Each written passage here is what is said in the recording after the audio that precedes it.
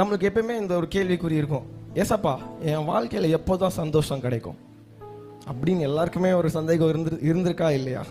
ஹல்லேலூயா, ஆமென்.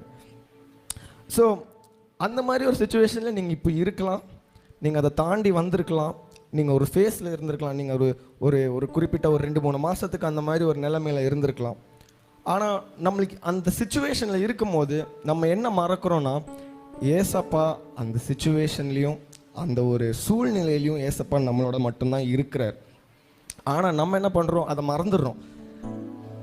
எனக்கு வந்து கடன் பிரச்சனை ஆயிடுச்சு ஏசப்பா, ஏசப்பா இல்லை, எனக்கு கடன் பிரச்சனை ஆயிடுச்சு, என் நண்பன் என்னை இப்படி துரோகம் பண்ணிட்டான், எனக்கு வந்து அவங்க என்னை இப்படி ஏமாற்றிட்டாங்க, இவங்க என்னை ஏமாற்றிட்டாங்க. இந்த மாதிரி ஒரு நிலைமையில் நம்ம இருக்கும் போது நம்ம ஏசப்பாவை என்னைக்காவது நோக்கி பார்த்துருக்குறோமா?